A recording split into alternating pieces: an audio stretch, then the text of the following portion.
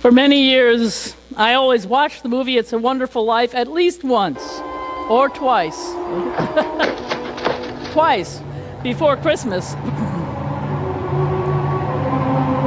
Nope, please can you shut it off? Strange, Thanks, isn't it? Thanks. Each Thanks. man's life touches. Thanks. I don't know about you, but I can recite whole sections of that dialogue by heart. Today, George Bailey, the hero, is in a terrible crisis. Uncle Billy lost the bank deposit, the bank could fail, and Mr. Potter, the evil, corrupt, crony capitalist, can make people's lives even more miserable. George is exhausted. His life has been reduced to one mistake, and it's not even his mistake. Have you ever had that happen to you? Felt like one mistake took over your life, threatened to define it? Many of us can identify with the hyper-responsible George Bailey, always sacrificing to make things okay for everybody else, and now his life seems worthless. And it's not just a mistake, but it's a mistake about money, a debt that is overwhelming and threatens to make his life so miserable that he contemplates suicide. Clarence, that angel, intervenes to show him what life would be like for everyone around him if he never existed. It's schmaltzy, and it's poignant, and it's something worth thinking about today. George finally sees what Clarence is getting at. He comes to see what Jesus was talking about in the Sermon on the Mount, that what has real value are the treasures we store up in heaven, not the ones we store up here on earth. To store up treasures in heaven like George, we have to look within. We have to see ourselves as God sees us and see our worth not in what we have, but in who we belong to and what we give of ourselves. To God, we have infinite value, and we are never defined by our mistakes. When we forget our value, we are in danger spiritually and in all ways. Maybe you are in danger today. Maybe you've forgotten your value. You've come to the right place. Jesus said that he came to seek and save the lost. He came not for those who don't think they need a physician, but those who know their need of God, their weakness, are open to healing. Like Reverend Vicky, I first learned about money in my home growing up. My parents were kind of polar opposites. My mother grew up in a household with 7 kids. Her father had been a Wall Street accountant.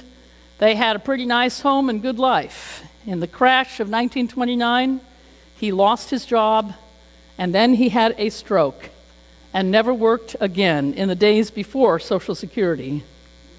The older kids remembered a generous, loving father, vacations, and some luxuries.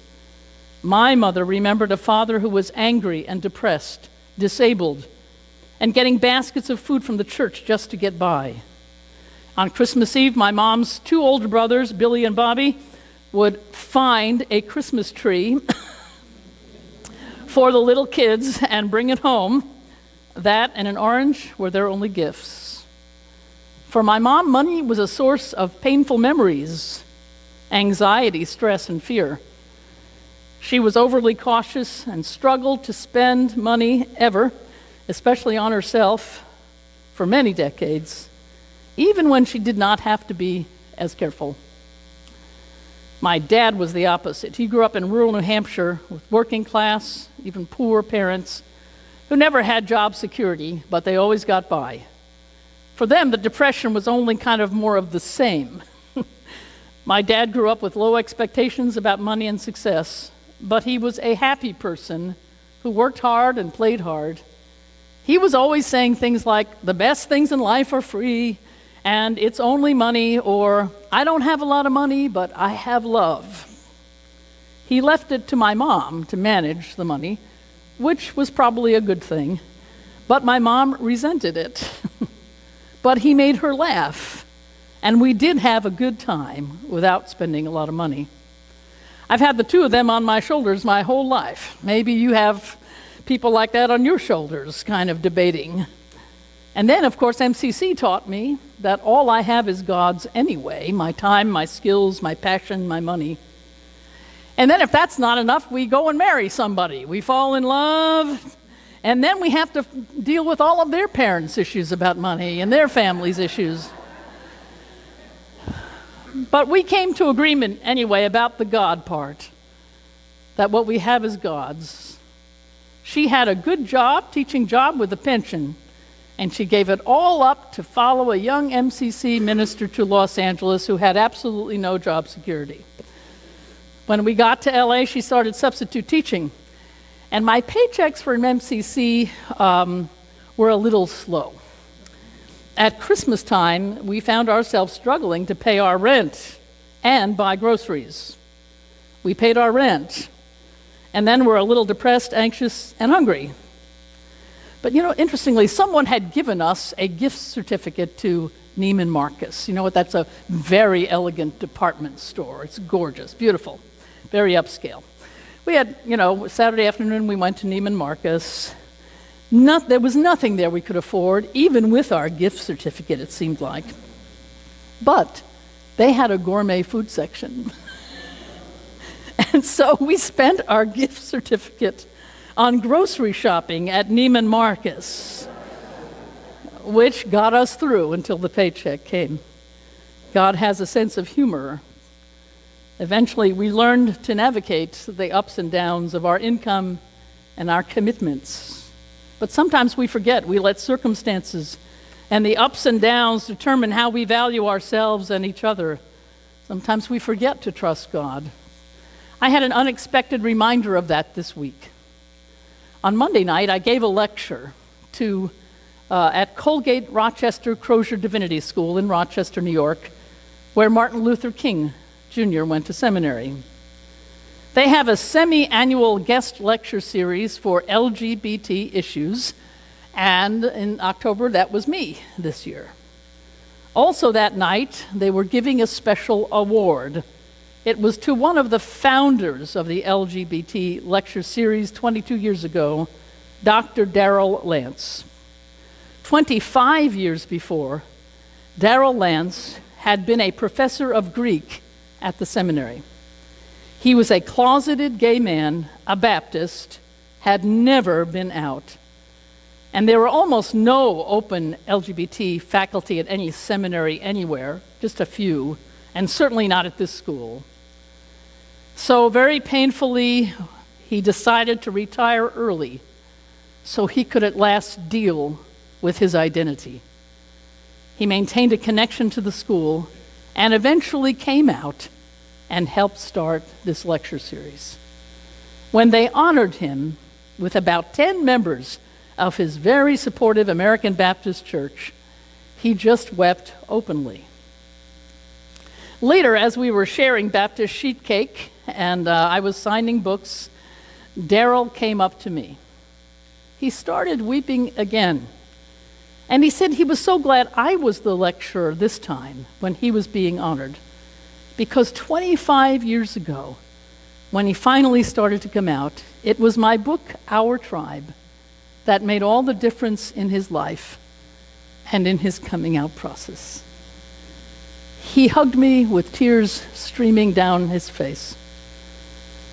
First, I thought all it took to get to this moment, for me and Darrell to meet, hundreds of little steps and decisions in both of our lives. But then I thought how I came to write that book and all the other people that Darrell and I should both be thanking. People who sacrificed, who the world may or may not remember. The book started as a sermon series at MCC Los Angeles because Rev Evelyn on my staff, an old-time lesbian Pentecostal, she said, stop talking about the clobber passages and talk about what the Bible has positively to say for us. And then my assistant pastor, Reverend Danny Mahoney, dying of AIDS, made me promise on his deathbed that I would write this book. But as the pastor of MCCLA during the worst of AIDS, a very busy time, very understaffed, I had no time. And time, like money, is a commodity. Some say time is money. I didn't like the idea of working so hard on a book and then no one publishing it. My ego was a little wary, so I procrastinated. But God has a way. My friend Father Malcolm Boyd, who wrote the book, Are You Running With Me, Jesus?, got invited to do a series of lectures in San Francisco on being gay and Christian, and he invited me to lecture with him. Malcolm had written many books, and one of the nights, Malcolm's editor, a gay man at Harper's San Francisco publishing company, showed up to hear him speak and heard me in the bargain. A month later at Thanksgiving, that same editor wrote to me and said, if you can write like you talk, Harper's San Francisco will publish your book. I remember my heart racing, reading and rereading and reading and rereading that letter over and over again. I knew I had to say yes. The church gave me 2 weeks off, and the first 3 chapters just wrote themselves. Then came the year of more writing and editing and rewriting and editing. It took a lot from me. In the middle of it, my father died. Reverend Danny also died, and many others. I am not sure how I ever finished the book. And then they published it. And 25 years later, I learned how it impacted one person, a closeted Baptist professor of Greek at a little seminary in Rochester, New York. I had no idea how he even got a hold of that book. Who gave him that? I forgot to ask him that. I'm going to have to find out. When something like this happens, I feel like George Bailey later that night. You remember the end of the movie? Where he's running down the street, it's Christmas Eve, and there's snow everywhere, and he's running and shouting, tears streaming down his face. He's kissing everyone as he goes by, joy in his heart. When something like this happens, I think, God, I'll follow you anywhere. I'll give you my best all my life, even when I don't know if what I'm doing makes a difference. Even when the cost seems too great, even if I don't see the big picture right now.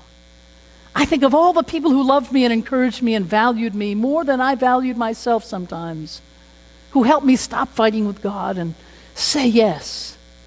These are our treasures in heaven, aren't they? Our relationships, the people who have stood by us, who have encouraged us. Those whom we have encouraged, who have loved us, who stand by us, to whom we offer our time, our gifts, our offerings and treasure. This church is a treasure in heaven, including all those who call us for help, who may never darken the door of this church or come to a worship service, but who reach out for help for themselves, for their children, for their families.